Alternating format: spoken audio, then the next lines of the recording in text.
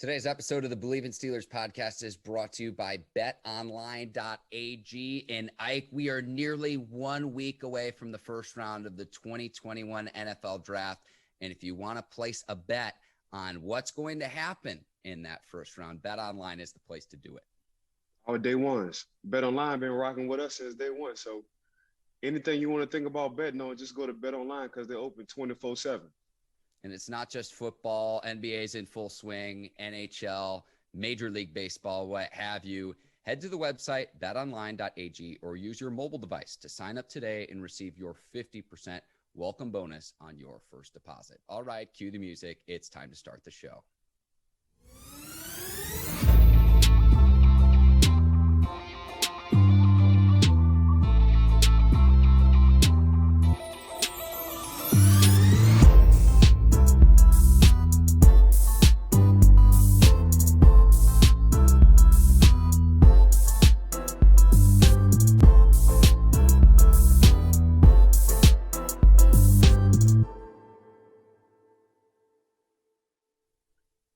Welcome to the Bleav in Steelers podcast on the Bleav Podcast Network. I'm your host, Mark Bergin, joined as always by my guy, two-time Super Bowl champion and 12-year veteran of the Pittsburgh Steelers, Ike Taylor. IT, good morning. How you doing? We got a packed show today.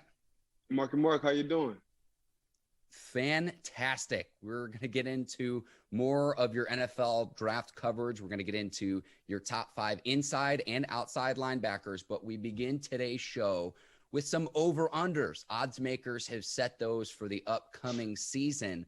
And this doesn't make any sense to me. The number that the Steelers are set at 8.5, coming on the heels of Mike Tomlin's contract extension, entering year 15. We know he hasn't had a losing season yet, and we have a 17-game regular season. I'm taking the over with the Steelers. Take it to the bank. It is guaranteed money, especially coming off the top with our BetOnline ad read. Go to BetOnline right now if you want some free money and take the Steelers and the over, Ike. Call me crazy. That's my 2 cents worth. What say you? Let me go on and go to BetOnline right now, Mark, and bet the over with you as well. Because the Pittsburgh Steelers going over 10 wins for sure. They was good for 11 last year. Of course, they had like a little slump, went into the slump the last 4 or 5 games. But now you add an extra game, and you talking about Pittsburgh might win 8? Like, somebody ain't making no sense. I don't know what they're taking. I don't know what they're drinking.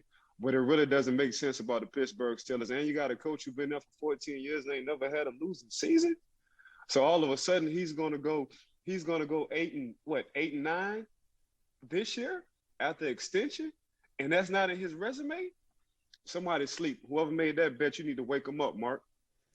And I know the Ravens are the favorite. In my opinion, call me crazy, the Cleveland Browns should be the favorite in the AFC North in the 2021 season. Now, I know the Ravens are getting Ronnie Stanley back on the offensive line. I think the Browns have the most talent on their team entering year 2 with Kevin Stefanski and Andrew Berry. They're the team I'm concerned about, Ike. But at 8.5 wins for the Steelers, I know the wheels fell off at the end of the 2020 season. But if Mike Tomlin can go 8-8 in 2019 with Mason Rudolph and Duck Hodges as his starting quarterbacks, why would he perform at that same level with more talent on his roster? I know Big Ben's past his prime now, but that's a definite upgrade over Duck Hodges at the quarterback position. 8.5 wins with a 17-game regular season. This number makes absolutely no sense to me. If you want free money, take the over and take the over right now. Nah, I agree. I mean, when they went 8-8 and we came on the show, and I think I said they're gonna win, they're gonna go 12-4. I said they're gonna go 12-4, and you was like, wow. I say Ben good for at least 4 games. They won 8. You put Ben into the mix, he good for at least 4. So they wind up getting close to what I said, but this sense don't make no sense. So you know what? I am going to go on BetOnline and bet the over for the Pittsburgh Steelers. Ike, a little revisionist history. What it was you had the Steelers at 13-3. I had them at 11-5, and they met in the middle at 12-4, which makes this the premier Pittsburgh Steelers podcast and really the premier podcast in all of football. Yeah. I just don't get why somebody with an extra game would think Pittsburgh would either have a losing season or break even. That just doesn't make any sense to me. I think Coach T, as a staff himself, good for 4. I think the Pittsburgh Steelers defense, good for 4. And I think Big Ben is good for 3, maybe 4. So that's damn near 12 games right now. So that's how I'm going to look at this situation, and I'm going to call it off. Again, I think that the Browns should be considered the favorite in this division entering this season, given the dominance that the Browns have on the offensive line, and that's where it starts. Yeah, we talk about Nick Chubb and Kareem Hunt in the backfield all the time for Cleveland, but it starts up front with the Browns. And I'm telling you, a player who is very unheralded, if you want to know how football operates, at the line of scrimmage, Wyatt Teller from the right guard position for the Cleveland Browns. Look at the stats of the games he played versus the games he didn't play. And you say the word nasty, Ike. His physicality, his contact at the line of scrimmage, a man's man on the offensive line. And that's where it starts for the Browns. And that's why I think the Browns should be considered the favorites in the AFC North headed into this upcoming season. No, I get a lot of pushback for this, but I agree with you. I think the Browns should be favored off of what they did last year towards the end of the season, after coming in and going into Pittsburgh with your special team coach being the head coach, because your coach had caught the 19 after picking up an offensive lineman off the street and wind up filling in that day and wind up going into Pittsburgh and running with Nick Chubb and Kareem Hunt after the defense played so well. Then when you look in the offseason, what they did to their defense, yeah, I agree 100% that the Browns should be the favorite. Not saying they're going to win it all, but off of what they did last year and the recipe that they have. Like, they got the Pittsburgh recipe, and that's playing good defense, having a strong, mean offensive line and a good running game. Let Baker Mayfield be Baker Mayfield when we need him to be, but we're not going to put everything on his shoulders. And that's what I think the Pittsburgh Steelers need to go back to, but that's what the Cleveland Browns are doing right now. And this was an AFC North division that got 3 teams into the postseason in 2020. I think that's something you could see as a trend continue in the future. Browns over-under win total set at 10. I'd take the over for the Browns. The Ravens at 11.5 and the Bengals at 6.5. I'm going to take the under on both the Ravens and the Bengals. The Bengals, we'll see how Joe Burrow bounces back from his season-ending injury. And then the Ravens, I know that they're going to be a very good team. Again, I know they had injuries on the offensive line, namely Ronnie Stanley, the offensive tackle who is protecting Lamar Jackson. But to me, it's Cleveland. For me, I would put Cleveland, Pittsburgh, and Baltimore are kind of 2A, 2B, and then the Bengals. I'm not sure how the Bengals are going to fare. I'm really curious to see what Cincinnati does with the 5th overall pick in the draft here in about a week. So we'll see how all that shakes out. But again, I'm going to take the over for the Browns. I'm going to take the over for the Steelers. I'm going to take the under for the Ravens and the under for the Bengals. But what do you think about the rest of those teams in the division, Ike? Oh, man, you talk about Pittsburgh at 2, and I'm looking at the Ravens at 3. I'm looking at the Bengals at 4. But the crazy thing about it is, if all the quarterbacks stay healthy, this might 10-6 ain't gonna get you in. Meaning 11-6 ain't gonna get you in no more. And that's how I'm looking at it. You really have to get the 12 games in this division. I'm talking about the AFC North division. I personally think you got to get the 12 games to get to the tournament, and the tournament is the playoffs for the AFC North. This is a tough division. And we all saw what Joe Burrow was doing before he got hurt. We all know what a league MVP and Lamar Jackson can do on a daily basis.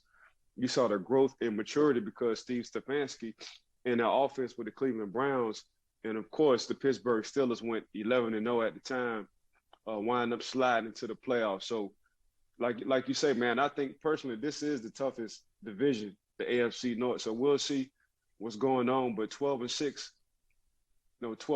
I'm sorry. 12-5 will get you in the dope, my personal opinion. It's kind of crazy we saying that because they added a game. So 12-5 can get you in the tournament. We talked about a couple of weeks ago. Last year, 10-6 couldn't even get the Miami Dolphins in the tournament. So it's going to be very important for the AFC North people to win their divisional games and not split games in the AFC North. I'm glad I'm not the only one who gets goofed up by the 17-game Right. regular season, Ike, Right. because it's like doing live math on the air it's always troublesome. But it's funny you mentioned in the AFC, and I always push back of, can we get one of these? Can we trade some teams from the AFC with the teams in the NFC East? Just because you're getting about a 500 team get into the playoffs in the NFC East, where it is an absolute dogfight to get in from the AFC perspective. Now, Kansas City, the Chiefs, their over-under win total is at 12.5. That is tied with the 2017 New England Patriots for the highest mark. But again, you go from that difference of a 16-game regular season to a 17-game regular season. The Miami Dolphins made the biggest jump year over year with a 4-win projected jump. The Washington football team made a 3-win jump as well in the over-under win totals. But we're going to see how this. I think Miami going to slide down, Mark. Sorry to interrupt. No, you're fine. Go ahead. I just don't have any faith in Tua like that. I thought they should have kept Fitz Magic. I'm gonna see what they do for this upcoming draft. But man, I don't think they're gonna get the 10 wins this year. I'm sorry. Hey, I know you're not the only one who feels that way, and I know you actually were a proponent of the dueling banjos routine between Fitzpatrick and Tua. Now it's all on Tua's shoulders. And Ike, that is a tremendous segue to our next segment, where you'll discuss the top inside linebackers headed into the 2021 NFL draft. And we start with Penn State linebacker Micah Parsons. Ike, what did you see from him on film? What I didn't see. Hey, Micah, would you mind playing outside linebacker? Sure, coach. I can get a couple sacks. Hey, Micah, would you line up playing corner? Sure, coach. I can get a couple interceptions. Hey, Micah, would you mind lining up playing safety? Sure, coach. I can come downhill and smack somebody in the face. That's what I do on the off anyway. So when I turned to the tape of Micah Parsons, it was like, dang, I think I'm watching Ryan Shazier. Because I remember when Ryan Shazier came into our offense, into our defense, you can put him anywhere. You can put Ryan at corner. You can put Ryan at safety. You can leave Ryan at inside linebacker. You can put Ryan at outside linebacker. That's how talented, smooth, and fast and comfortable he was. And this is exactly how Micah Parsons is.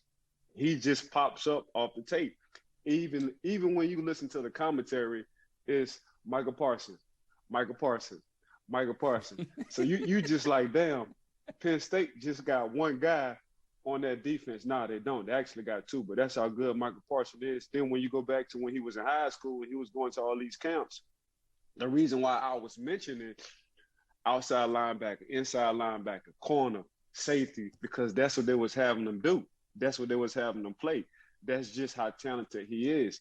When you want to talk about a guy who can close, get from point A to point B in a blink of an eye, that's Micah Parsons. All you got to do is watch the top bowl games. And when you watch the top bowl games, when you want somebody to play big in big moments, that's Micah. So that's why I got him number one on the board, because on defense, he's going to come in right now and be a factor. A couple things I want to talk about with Parsons. 4.39 40-yard dash hike, so all over the field. To tease ahead to the listeners of our next segment, we're not going there quite yet, but Micah Parsons is also going to be a player who winds up as a top inside and outside linebacker. So spoiler alert. But player did not play in 2020, and I don't fault him for this at all, because he has a young son. And at the time when he decided not to play, he said he was more concerned about the health of his son. We now know, retrospect 2020, that he probably could have played and been safe and healthy. But I remember when the Big Ten schedule came out and they were the first conference to come out with the schedule. And then less than a week later, they decided to cancel the season before any of the other conferences. So in terms of the protocols and the safeties that were in place, and really the unknown that we had with the pandemic, I'm not going to hold that against Parsons at all. Now, there are some character concerns with him because of a hazing incident at Penn State, and Parsons' accuser actually filed a lawsuit against head coach James Franklin, the university, claiming the coach had ignored the claims. The university investigated, and the district attorney decided not to bring about charges, and now Penn State has filed for the suit to be dismissed. So Hopefully that can be something he learns from, potential character flaw with Parsons. But in terms of his ability of what he brings on the football field, there's no question wherever you line him up, he's a playmaker. Yeah. And I think from Micah's standpoint, that's what you got to understand, man. I'm about to be a professional. So I can't have these character flaws. Now, what I do on the field, I don't think too many people can do in the world. That's why I'm going to go so high in this draft. But at the same time, that's going to leave a question mark to a GM or a head coach or owner on the off the field issues. Because when I'm paying you and you have freedom, you got a lot of free time at home off the field. But I think he'll gather himself and understand what it is to be a professional. I think as soon as he come in, he's going to start as a rookie. I think as soon as he hit the field, he's going to be a field general. So he going to understand, man, I got to be the quarterback of this defense. So hopefully that won't carry over to the NFL. Let's go to your number 2 inside linebacker, Ike. And when I was watching film, I'm going to be honest with you, I had to double check and triple check that LSU's Jabril Cox was actually a linebacker because of how many interceptions he had and how he was making plays all over the field. He was everywhere. But what did you see? What does he bring to the table from a linebacker standpoint? He's another one of these athletes, transferred from North Dakota. They was calling him a nickelback, but he wound up playing inside and outside linebacker. You're talking about a guy who just has a natural instinct for the ball, a natural instinct on where the play is going. So obviously he must be doing a lot of good film study. So when I looked at Jabril Cox, I was like, dang, he has a safety body. He's fast enough to play corner or nickel, but he's very instinctive to be around the line of scrimmage. And that's hard to do. So when I saw him, the thing that stood out to me was when they played Florida, and I don't know if you remember, man, they had a lot of fog in Florida on a couple of plays because of a celebration. He wound up checking the slot receiver. And this 40, 50 yards down the field, wound up getting a PBU. But I'm like, man, it's hard just in general because it was hard for me at sometimes to be comfortable in playing the space and tracking the ball. He tracks the ball naturally down the field. You know, he gets his head around naturally down the field. So when you have a guy like Jabril Cox who played corner, who's comfortable in space, whose natural instincts is being around the line of scrimmage, that's a good mix. So when I saw him, man, I had to put him at number 2 for the inside linebacker for me. Jabril Cox going up against a potent Florida offense. Kyle Trask Correct. is going to be a draft pick. You have Kadarius Toney at the receiver position and Kyle Pitts at the tight end position. So a Correct. high-powered Florida offense. What I remember from that game, Mike, was one of the Florida players throwing an LSU player's shoe, and it wound up costing Florida the game and potentially a spot in the college football playoff. Yeah, I mean, that game was crazy.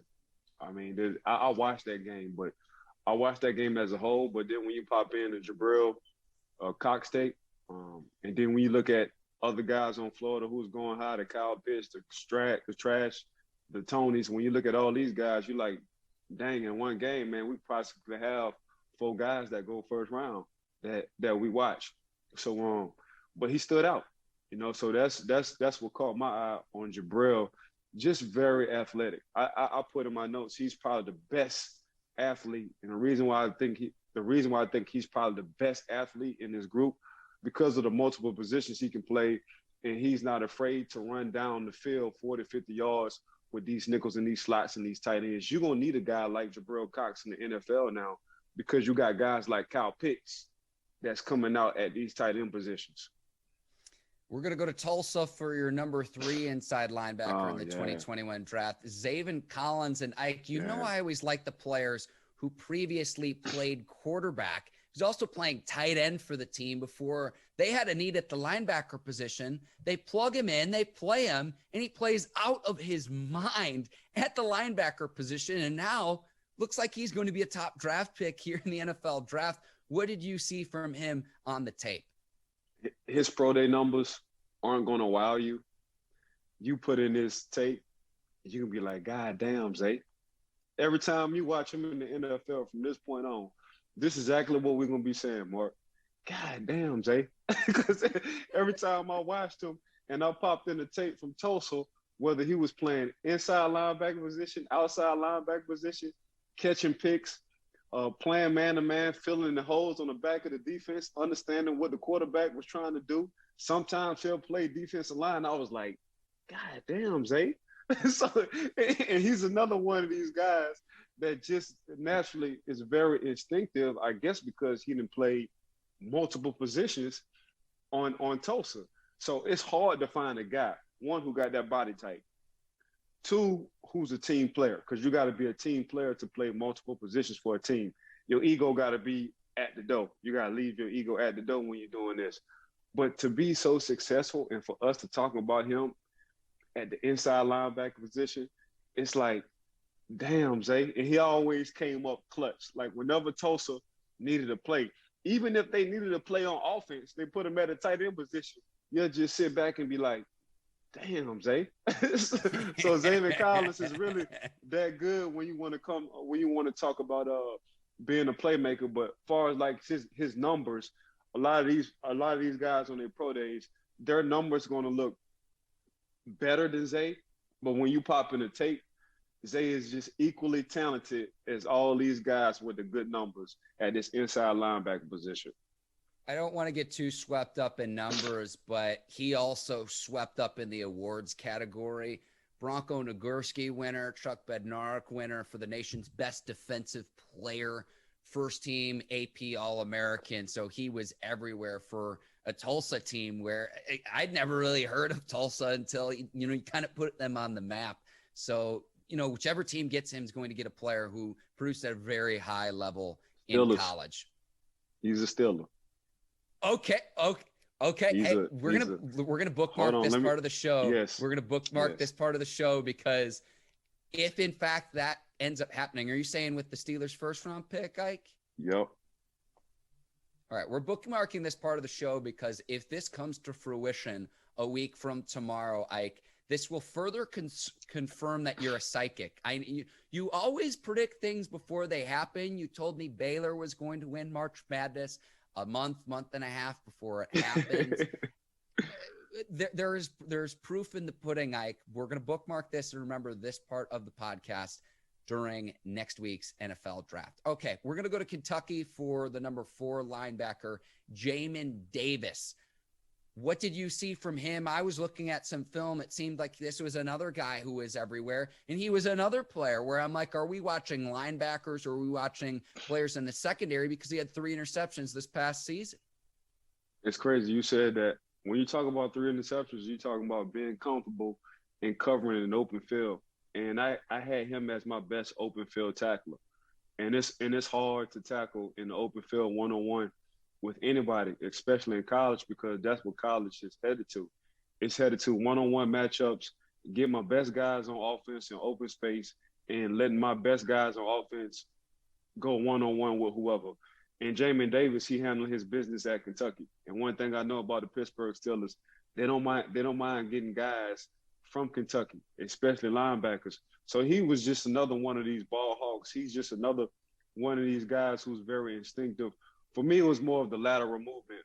I didn't think he possessed as much lateral movement as a Michael, as a Jabril, as a Zay Collins in the open field. But as far as like being instinctive, that's what I said. I think this group right here, meaning this linebacker group, is probably the best and most polished and the most I can start in the NFL right now group. But Jamin Davis, man, he's just been Mr. Consistent for Kentucky. He's been the closer. He's been like a pitcher, a closing pitcher in baseball. So that's what I liked about Jamin Davis. And he fits all the criteria. It's just the consistency and the athleticism of all the rest of the guys that's in front of him, which is no knock to Jamin. I'm just saying he got some dogs in front of him as well. I always like seeing some of the top players in the SEC where, to me, it's the closest thing you'll get to the NFL at a collegiate level. And you see what he does at Kentucky against the best of the best. You'd imagine that'll translate over to the NFL level. Okay, rounding out the top 5, you've got North Carolina's Chaz Surratt, another player who began his collegiate career as a quarterback. It's I know what you're doing before you're about to do it. Now, Chaz Surratt, he's not going to wow you either with his numbers at all. He's just going to be one of those guys who's going to be in the NFL for a long time, not because of his height, not because of his speed. He's just going to beat you to the punch. You know, he's going to be something like a Zach Thomas at the inside linebacker position. Short in stature, but since I played quarterback, I know formations, I know tendencies, I know what you want to do on first down, second down, and third down. I know where you think our weakness is. I know what the defensive coordinator is calling. I know what play you think you can beat on this defense. I'm going to go ahead and beat you to the punch. So that's when I looked at Chaz. I looked at Chaz like a Vince Williams. Vince Williams, the inside linebacker for the Pittsburgh Steelers, he didn't wow anybody in speed. He didn't wow anybody in height. He didn't wow anybody in lateral movement. He didn't wow anybody in three-cone drills. But when you put him on the field, you talking another field general, another guy who can anticipate, another guy who's going to sit with the coaches and come up with a game plan. This is Chaz Surratt right now from North Carolina. All right, Ike, this is the portion of the show where I have a gripe to pick. No love for my guy out of the University of Missouri, Nick Bolton. He didn't make your top five. This is where, look, this is going to turn into a Nick Bolton fan show for just a second here. My alma mater. 2019, 2020, 2 seasons where Missouri goes 500 and was a bright spot for my beloved Missouri Tigers. A little bit undersized, 5'11", 237, but he made plays and is able to, you talk about diagnosing plays, Ike, and flying to the football. To me, he's like a little bit of a lesser version of a Devin Bush, again, because he's undersized. But if you can get some dominant defensive linemen in front of him from a line of scrimmage standpoint, clear things up and fill some two gap players up front.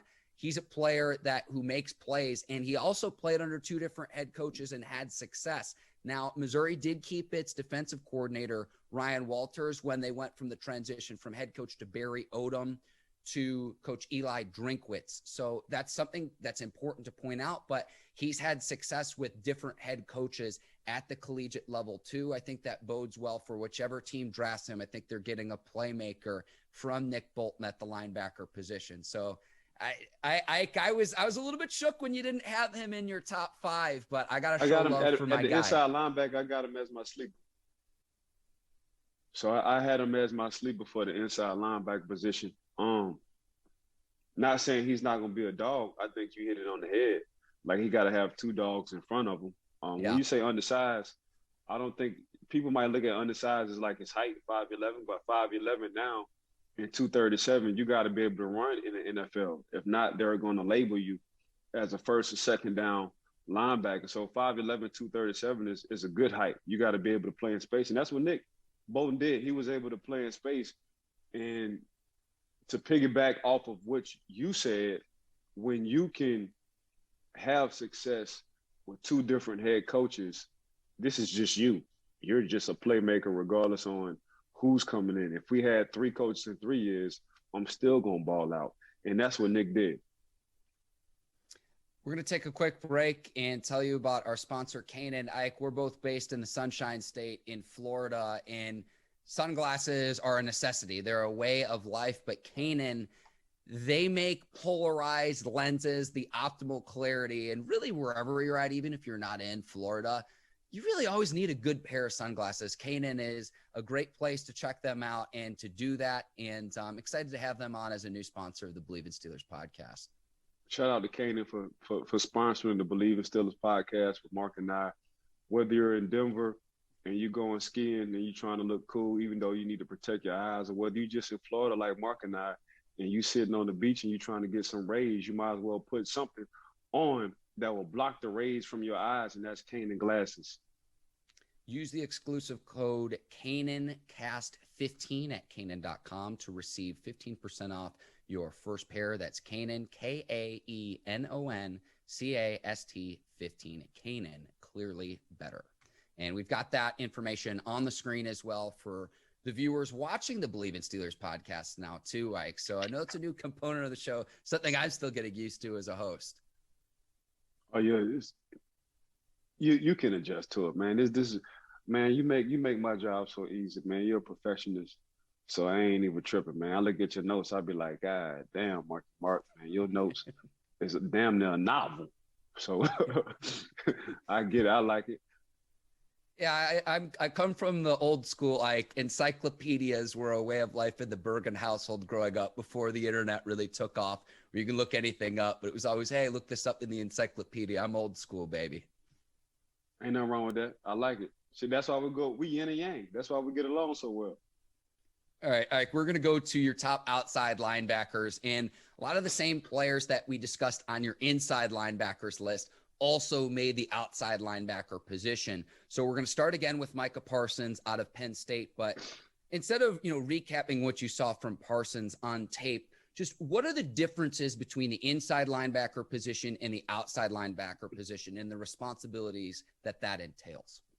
I'm glad you asked. For the inside linebacker position, you looking at the offense from a free safety standpoint, but closer to the line.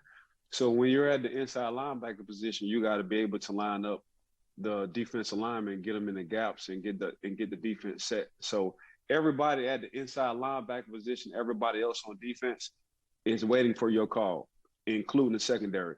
So when it was a James Ferrier, when it was a Larry Foote, when it was a Vince Williams, and when it was a Ryan Shazier, them guys who I played with, we had to wait on the Mac or the Buck linebacker to call out the defense for the strength of the defense. Then we can set everything around that.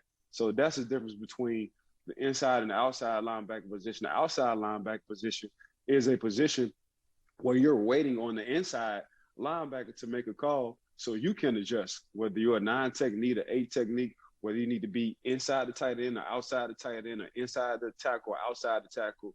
That's what we're waiting on, the inside linebacker to make his call, to make his strength call. So that's the difference. Now on the outside, you're more in tune and you're up close in person with an offensive tackle, with a tight end. Maybe a running back to your side might be able to want to chip you if you're that good, like a TJ Watt of some sort. So, but you're able to use your speed, your hands, your quickness. For the inside linebacker position, you got to be very instinctive to hit gaps, to understand, look, man, if I shoot the A gap, I can't swim move it and go to the B gap because I got the linebacker beside me, the weak side linebacker. He's shooting that B gap, but you got to be very instinctive to do it. I need to know where my 2 D tackles are going. Do I need to play off my D tackles or do I need to shoot the gap before my D tackles? Okay, inside linebacker position. We have a tight end. What set? Is it to my strength side, outside linebackers, to my weak side, outside linebacker? Do I need to check the running back for this angle route when he come back out? Like, it's a lot. When you're the inside linebacker, when I say the field general, you really are the field general. When you're outside linebacker, you can really play free. You just have to set the edge. And what I mean by setting the edge, if coach wants everything from a toss to a stretch play to cut back in so it can come to the inside linebacker positions, you can't get outflanked by a tight end. You can't let a wide receiver in motion kind of chip or cut block you. So that's the difference between those two. And it's a big difference. When you're the inside linebacker, you are the field general and the quarterback. When you're the outside linebacker, you're able to play towards your athleticism. I think you bring up a great point about the outside linebacker position, Ike. It's a slogan you taught me, and slogan I heard growing up playing the sport too, is if you lose contain, you lose the game. Lose the game. In terms of Correct. Setting the edge and trying to bring the offensive play back to the middle of the field where you have other linemen, other linebackers, other players on the field who can then make a tackle of the opposing offense. And Ike, that is tremendous insight that you provide there. Thank you. That right there is what sets us apart. But 12 years of NFL experience right there on full display. And I know you've talked many times about how you learned from the best of Bill Cowher, Mike Tomlin, Dick LeBeau, what have you. And just to get that perspective on what the differences are on that position between the two position groups, I think is just outstanding insight. Appreciate it. So Parsons at the number 1 slot again, no surprise there. I want to go to your number 2 slot where you have Zaven Collins of Tulsa. I saw you ranked him ahead as an outside linebacker, ahead of Jabril Cox, but from an inside standpoint, you ranked Cox ahead of Collins. I was just hoping you'd be able to explain that. So I think Zay is a more natural outside linebacker because he really doesn't have to think Because when you're in the inside, when you're an inside linebacker, you gotta take care of so many other people, including yourself. So you gotta look at the down and distance. You gotta set the strength. You gotta look at the formation of the offense. You gotta make sure you relay the message to your defensive line first. You gotta make sure in the back of you, your secondary, hear what you're saying. And I saw Zay when I watched tape. I thought Zay just played more comfortable at the outside linebacker position, even though he's able to play in space at the inside linebacker position, get in zone holes and get interceptions at the inside linebacker position. I personally just liked him better out the outside linebacker position. Now, if I was a GM and to draft Zay, I would start Zay at the inside linebacker position because I want him to understand what I'm doing on defense, slowly but gradually move him to the outside linebacker position or put him at outside linebacker if needed on certain situations.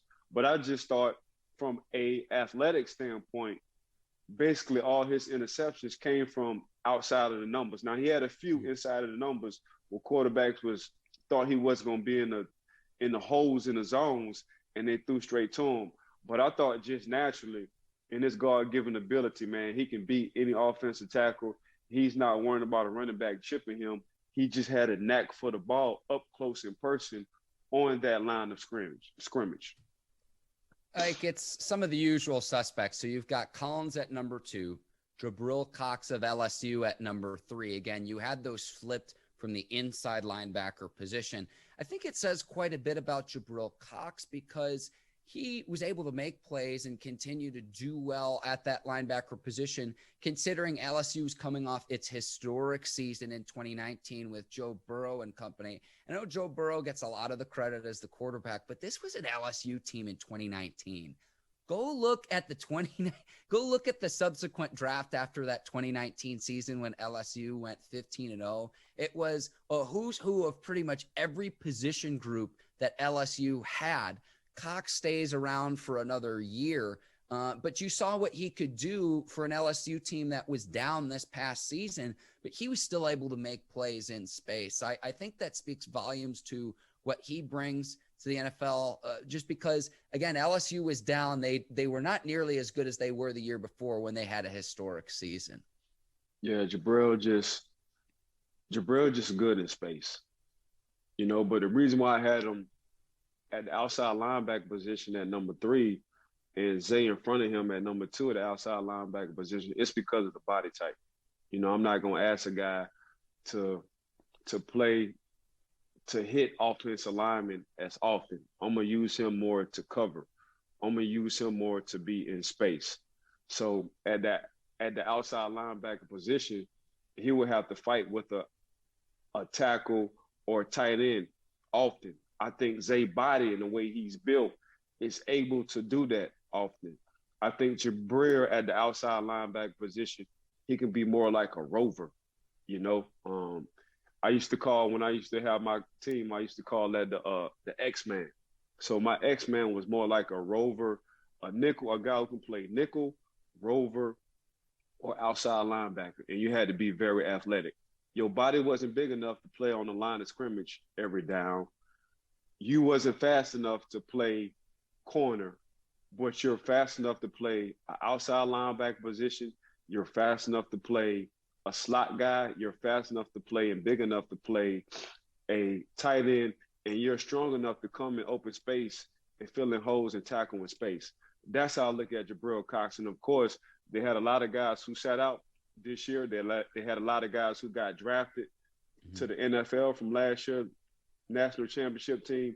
And the guy who stood out week in and week out was Jabril Cox. So that's why I had him at number 3 at the outside linebacker position and Zay number 2 at the outside linebacker position. But I had Jabril number 2 at the inside linebacker position and Zay number 3 at the inside linebacker position. I'm glad I got that right because I almost confused myself.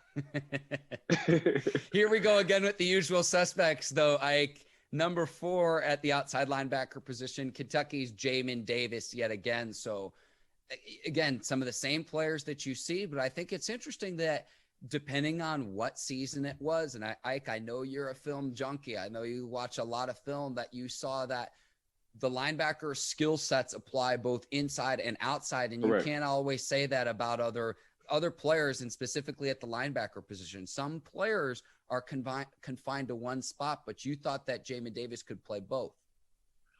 Yeah. For him in my notes, I said God-given talent, very comfortable in space, very comfortable lining up against the offensive lineman who pretty much doesn't have a chance to play him. That's how I felt about Jamin Davis when he did line up on the line of scrimmage. And the good thing about it is he's not really big in stature, but he's heavy enough to play against offensive linemen. But, man, he got long arms.